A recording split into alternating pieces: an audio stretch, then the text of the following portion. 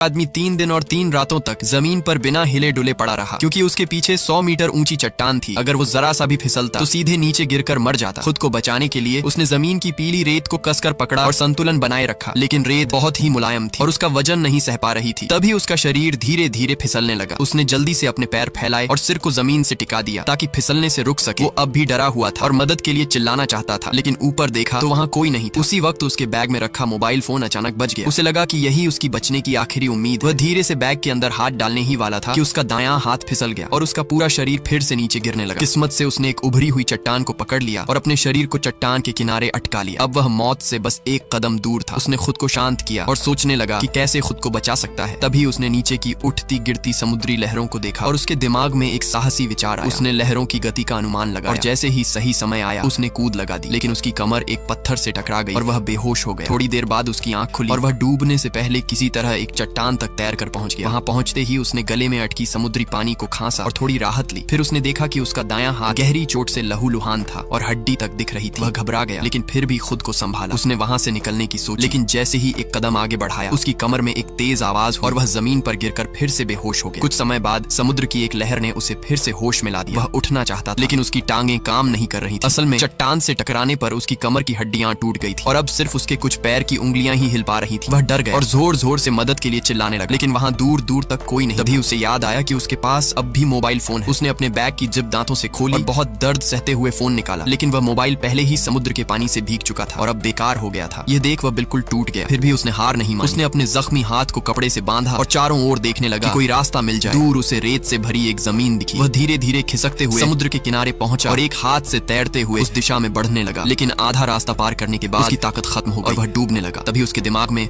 उसकी पत्नी की छवि और वह अंदर से हिम्मत जुटाकर एक बार फिर ऊपर आया और किसी तरह तैर कर रेत तक पहुंच गया। जैसे ही उसने सोचा कि अब तो बच गया, एक और बड़ी लहर आई और उसे फिर समुद्र में खींच ले गई। अब की बार उसने पूरी ताकत लगाकर खुद को एक चट्टान तक पहुंचाया, अपना बैग फेंका और उसका पट्टा चट्टान में अटका दिया। वो पट्टे को कसकर पकड़कर लहरों का सामना करता रहा। काफी देर बाद लहरें थम गईं और वह फिर से बच गया। तभी एक समुद्री पक्षी आया और उसके घाव से मांस का टुकड़ा नोच ले गया। वह दर्द से चीख पड़ा और किसी तरह खुद को जमीन पर गिराया। उसने रेंगते हुए रेत पर जाकर वहां बचाव का निशान बनाया ताकि कोई देखने आए।